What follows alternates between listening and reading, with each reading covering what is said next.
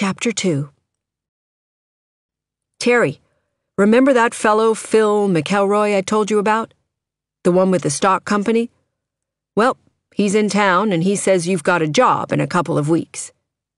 A real job? Where? A show in the village. Phil wants to see us tonight. I'll tell you about it when I see you. I'll be over in about 20 minutes. I'm just leaving school now. Therese ran up the 3 flights of stairs to her room. She was in the middle of washing up, and the soap had dried on her face. She stared down at the orange washcloth in the basin. A job, she whispered to herself. The magic word. She changed into a dress and hung a short silver chain with a St. Christopher medallion, a birthday present from Richard, around her neck, and combed her hair with a little water so it would look neater. Then she set some loose sketches and cardboard models just inside the closet where she could reach them easily when Phil McElroy asked to see them. "No, I haven't had much actual experience," she would have to say, and she felt a sink of failure. She hadn't even an apprentice's job behind her, except that 2-day job in Montclair, making the cardboard model that the amateur group had finally used, if that could be called a job. She had taken 2 courses in scenic design in New York, and she had read a lot of books. She could hear Phil McElroy, an intense and very busy young man, probably a little annoyed at having come to see her for nothing, saying regretfully that she wouldn't do after all. But with Richard present, Therese thought, it wouldn't be quite as crushing as if she were alone. Richard had quit or been fired from about 5 jobs since she had known him. Nothing bothered Richard less than losing and finding jobs. Therese remembered being fired from the Pelican Press a month ago, and she winced. They hadn't even given her notice, and the only reason she had been fired, she supposed, was that her particular research assignment had been finished. When she had gone in to speak to Mr. Nussbaum, the president, about not being given notice, he had not known, or had pretended not to know what the term meant. "Notice? Was?" he had said indifferently, and she had turned and fled, afraid of bursting into tears in his office. It was easy for Richard, living at home with a family, to keep him cheerful. It was easier for him to save money. He had saved about $2,000 in a 2-year hitch in the Navy, and 1,000 more in the year since. And how long would it take her to save the $1,500 that a junior membership in the Stage Designers Union cost? After nearly 2 years in New York, she had only about $500 of it. "Pray for me," she said to the wooden Madonna on the bookshelf. It was the one beautiful thing in her apartment, the wooden Madonna she had bought the first month she had been in New York. She wished there were a better place for it in the room than on the ugly bookshelf. The bookshelf was like a lot of fruit crates stacked up and painted red. She longed for a bookshelf of natural colored wood, smooth to the touch and sleek with wax. She went down to the delicatessen and bought 6 cans of beer and some blue cheese. Then, when she came upstairs, she remembered the original purpose of her going to the store, to buy some meat for dinner. She and Richard had planned to have dinner in tonight. That might be changed now, but she didn't like to take it on her own initiative to alter plans where Richard was concerned, and she was about to run down again for the meat when Richard's long ring sounded. She pressed the release button. Richard came up the steps at a run, smiling. "Did Phil call?" "No," she said. "Good, that means he's coming." "When?" "In a few minutes, I guess. He probably won't stay long." "Does it really sound like a definite job?" "Phil says so." "Do you know what kind of play it is?" "I don't know anything except they need somebody for sets, and why not you?" Richard looked her over critically, smiling. "You look swell tonight. Don't be nervous, will you? It's just a little company in the village, and you've probably got more talent than all the rest of them put together." She took the overcoat he had dropped on a chair and hung it in the closet. Under the overcoat was a roll of charcoal paper he had brought from art school. "Did you do something good today?" she asked. "So-so. That's something I want to work on at home," he said carelessly. "We had that red-headed model today, the one I like." Therese wanted to see his sketch, but she knew Richard probably didn't think it good enough. Some of his first paintings were good, like the lighthouse in blues and blacks that hung over her bed, that he had done when he was in the Navy and just starting to paint. But his life drawing was not good yet, and Therese doubted that it ever would be. There was a new charcoal smudge all over one knee of his tan cotton trousers. He wore a shirt inside the red and black checked shirt, and buckskin moccasins that made his big feet look like shapeless bear paws. He was more like a lumberjack, or a professional athlete of some sort, Therese thought, than anything else. She could more easily imagine him with an axe in his hand than a paintbrush. She had seen him with an axe once, cutting wood in the yard back of his house in Brooklyn. If he didn't prove to his family that he was making some progress in his painting, he would probably have to go into his father's bottled gas business this summer and open the branch in Long Island that his father wanted him to. "Will you have to work this Saturday?" she asked, still afraid to talk about the job. "Hope not. Are you free?" She remembered now she was not. "I'm free Friday," she said resignedly. "Saturday's a late day." Richard smiled. "It's a conspiracy." He took her hands and drew her arms around his waist, his restless prowling of the room at an end. "Maybe Sunday? The family asked if you could come out for dinner, but we don't have to stay long. I could borrow a truck and we could drive somewhere in the afternoon." All right. She liked that, and so did Richard, sitting up in front of the big empty gas tank and driving anywhere as free as if they rode a butterfly. She took her arms from around Richard. It made her feel self-conscious and foolish, as if she stood embracing the stem of a tree to have her arms around Richard. "I did buy a steak for tonight, but they stole it at the store." "Stole it? From where?" "Off the shelf, where we keep our handbags. The people they hire for Christmas don't get any regular lockers." She smiled at it now, but this afternoon she had almost wept. Wolves, she had thought. A pack of wolves, stealing a bloody bag of meat just because it was food, a free meal. She had asked all the salesgirls if they had seen it, and they had all denied it. Bringing meat into the store wasn't allowed, Mrs. Hendrickson had said indignantly. But what was one to do if all the meat stores closed at 6 o'clock? Richard lay back on the studio couch.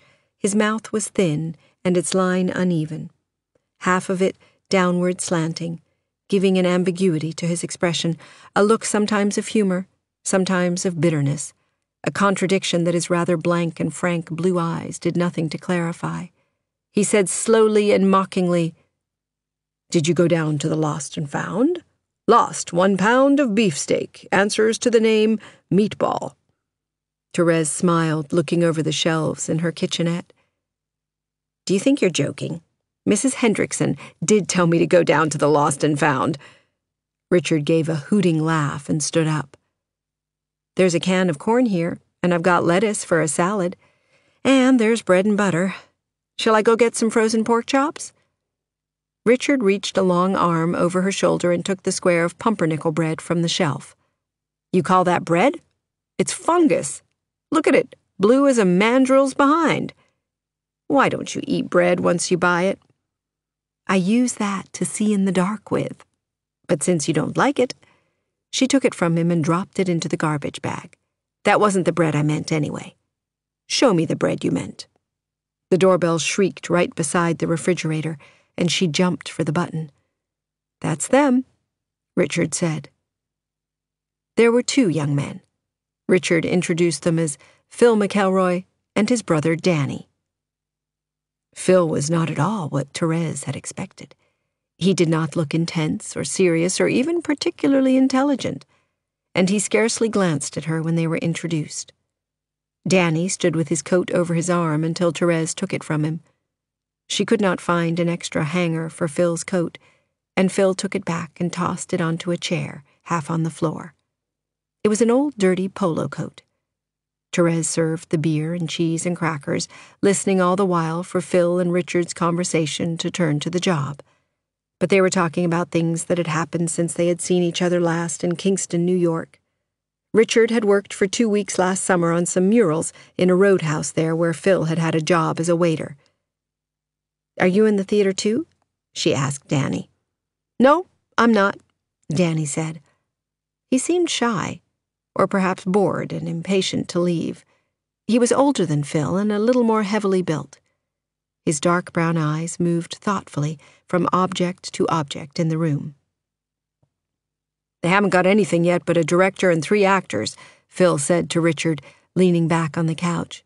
"A fellow I worked with in Philly once is directing, Raymond Cortez. If I recommend you, it's a cinch you'll get in," he said with a glance at Therese. "He promised me the part of the second brother in the play. It's called Small Rain." "A comedy?" Therese asked.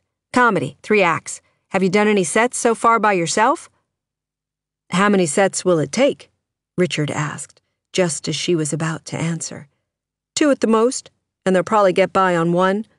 Georgia Halloran has the lead. Did you happen to see that Sartre thing they did in the fall down there? She was in that." "Georgia?" Richard smiled. "Whatever happened with her and Rudy?" Disappointedly, Therese heard their conversation settling down on Georgia and Rudy and other people she didn't know. Georgia might have been one of the girls Richard had had an affair with, Therese supposed. He had once mentioned about 5. She couldn't remember any of their names except Celia. "Is this one of your sets?" Danny asked her, looking at the cardboard model that hung on the wall, and when she nodded, he got up to see it. And now Richard and Phil were talking about a man who owed Richard money from somewhere. Phil said he had seen the man last night in the San Remo bar. Phil's elongated face and his clipped hair was like an El Greco, Therese thought, yet the same features in his brother looked like an American Indian. And the way Phil talked completely destroyed the illusion of El Greco. He talked like any of the people one saw in village bars, young people who were supposed to be writers or actors and who usually did nothing. "It's very attractive," Danny said, peering behind one of the little suspended figures. "It's a model for Petrushka. The fair scene," she said, wondering if he would know the ballet. He might be a lawyer, she thought, or even a doctor. There were yellowish stains on his fingers, not the stains of cigarettes. Richard said something about being hungry, and Phil said he was starving, but neither of them ate any of the cheese that was in front of them. "We're due in half an hour, Phil," Danny repeated.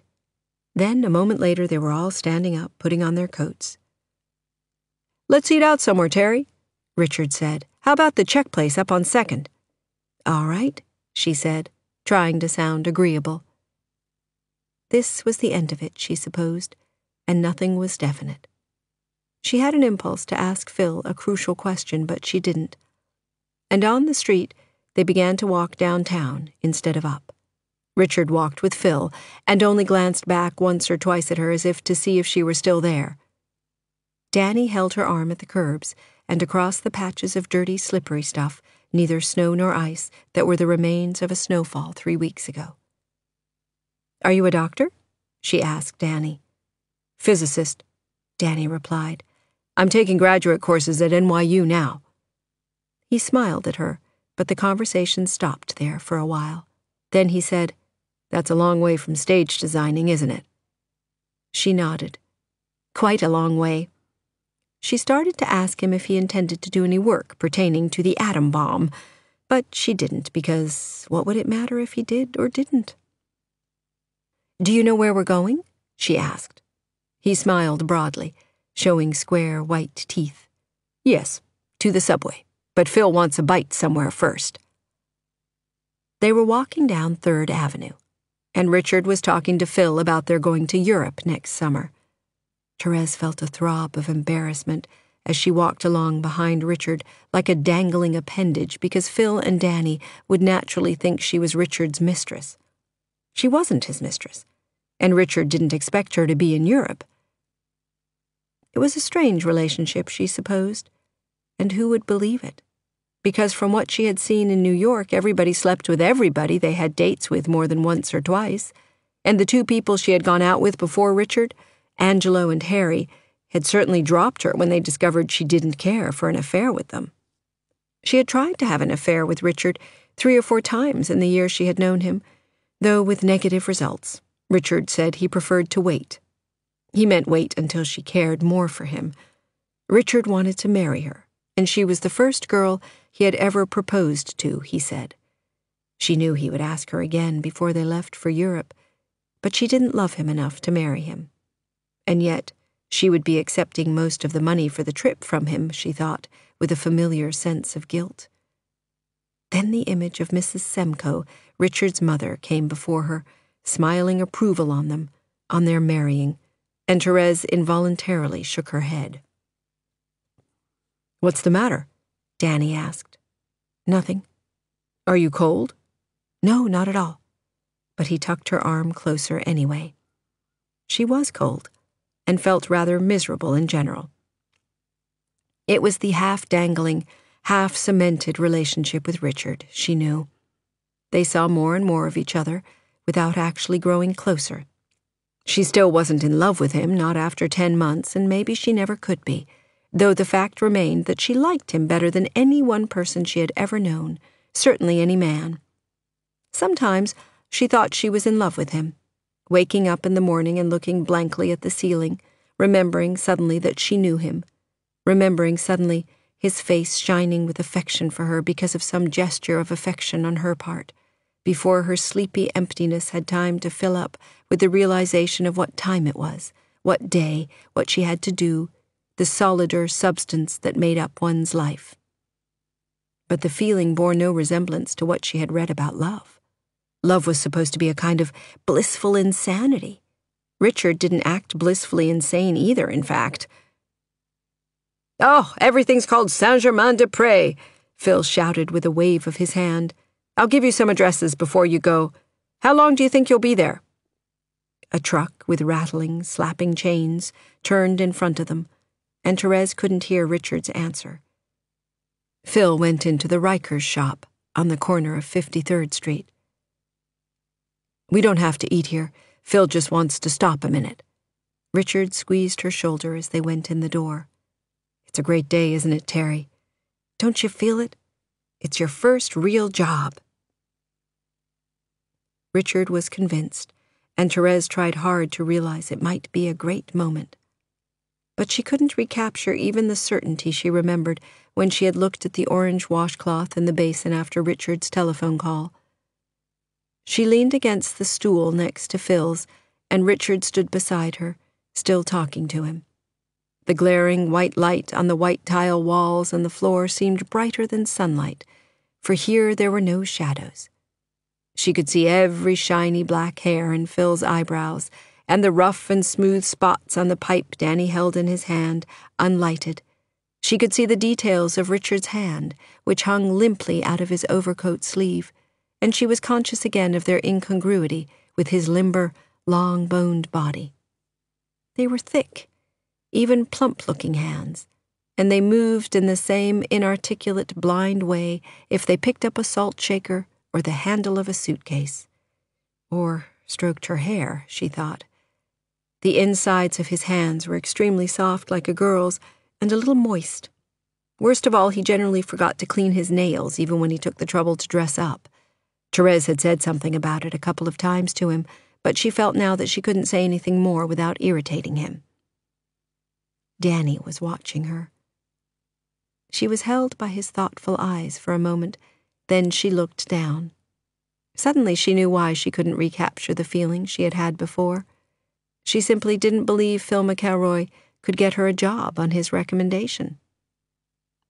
"Are you worried about that job?" Danny was standing beside her. "No, don't be. Phil can give you some tips." He poked his pipe stem between his lips and seemed to be about to say something else, but he turned away. She half listened to Phil's conversation with Richard. They were talking about boat reservations. Danny said, "By the way, the Black Cat Theater's only a couple of blocks from Morton Street, where I live. Phil's staying with me, too. Come and have lunch sometime with us, will you?" "Thanks very much. I'd like to." It probably wouldn't be, she thought, but it was nice of him to ask her. "What do you think, Terry?" Richard asked. "Is March too soon to go to Europe? It's better to go early than wait till everything's so crowded over there." March sounds all right, she said. There's nothing to stop us, is there? I don't care if I don't finish the winter term at school. No, there's nothing to stop us. It was easy to say. It was easy to believe all of it, and just as easy not to believe any of it. But if it were all true, if the job were real, the play a success, and she could go to France with at least a single achievement behind her. Suddenly, Therese reached out for Richard's arm, slid her hand down it to his fingers. Richard was so surprised he stopped in the middle of a sentence. The next afternoon, Therese called the Watkins number that Phil had given her. A very efficient-sounding girl answered. Mr. Cortez was not there, but they had heard about her through Phil McElroy. The job was hers, and she would start work December 28th at $50 a week. She could come in beforehand and show Mr. Cortez some of her work if she wanted to, but it wasn't necessary, not if Mr. McElroy had recommended her so highly. Therese called up Phil to thank him, but nobody answered the telephone. She wrote him a note, care of the Black Cat Theater.